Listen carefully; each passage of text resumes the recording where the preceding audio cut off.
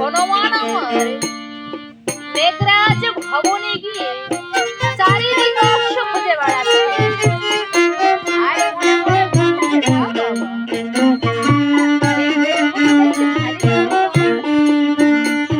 দেশটা তো সুন্দর, কিন্তু আসলে দেশের মানুষের আচার আচরণগুলো যে কতটা সুন্দর তা যে একবার আমার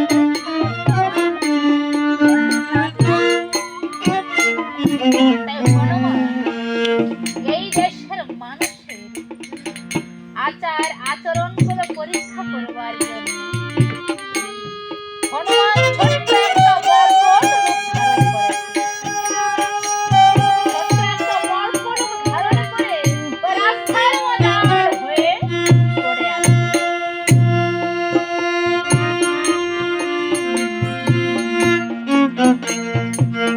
হনুমান যখন আর হয়ে পড়ে আছে, এদিকে মেঘরাজার দূত মনের আনন্দে নাচতে নাচতে সেই পথে রাজকার্যে যাচ্ছে।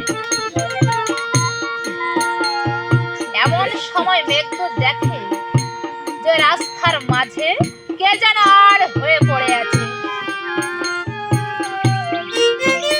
মেঘদূত দেখছে কে যেন আর হয়ে পড়ে আছে। তো মেঘদূত আমার হনুমানের কাছে গিয়ে বলছে, আরে শুনতে পাচ্ছ কে তুমি? আর কেনই বা এখানে এমন ভাবে পড়ে আছো? তুমি আমার পথটা ছেড়ে দাও, আমি রাজকার্যে যাব।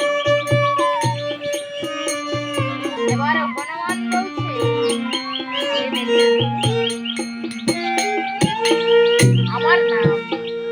আমার নাম হচ্ছে মর্ক।"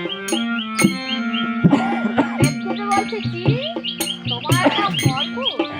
বাবা, বেশ সুন্দর নাম তো তোমার। যেমন নাম তো আমি আমার বাপের জন্য শুনিনি।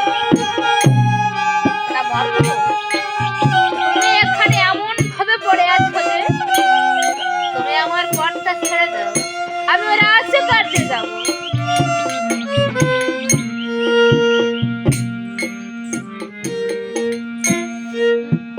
এবারে হনুমানে বলছে, মেঘদূত,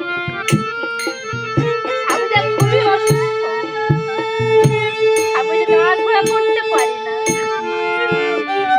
তা তুমি আমাকে একটু সরিয়ে রেখে তারপর তুমি এখান থেকে যাও।